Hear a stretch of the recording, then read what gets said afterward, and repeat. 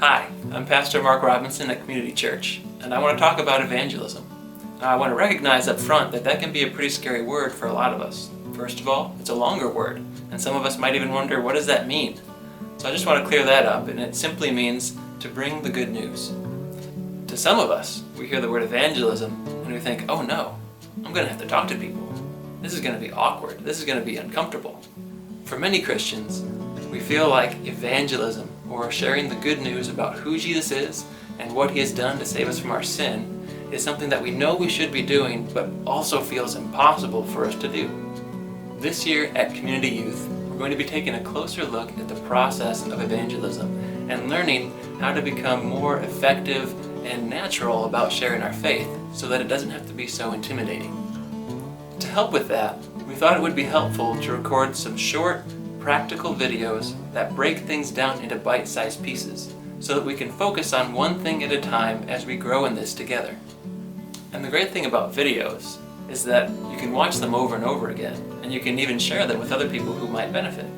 So even though evangelism is something that our teens are focusing on this year, there's no reason why the adults can't get something out of it too, as the principles we're going to be talking about are applicable to everyone, not just teens. So the first thing I want to highlight for us is prayer.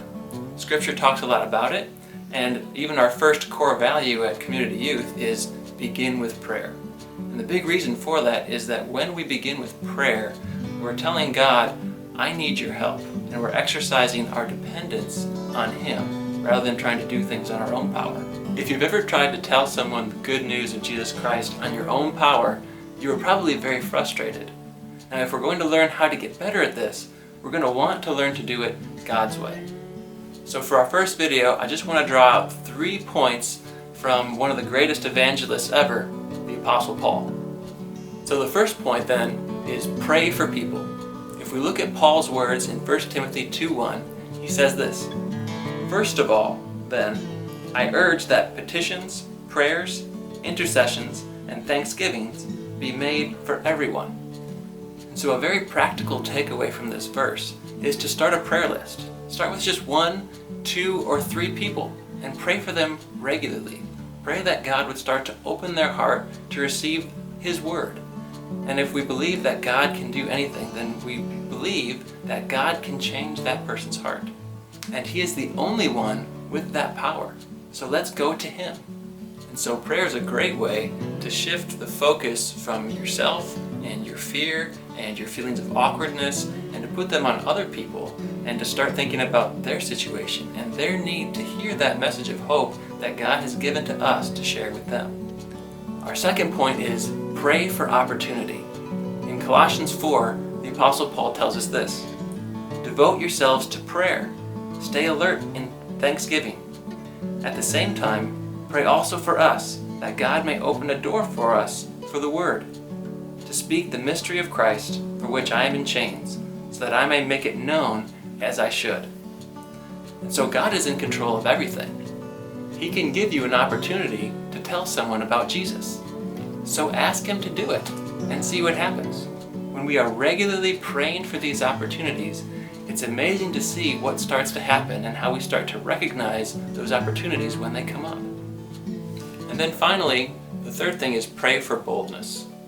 In Ephesians 6:19, Paul tells us, "Pray for me, that the message may be given to me when I open my mouth, to make known with boldness the mystery of the gospel."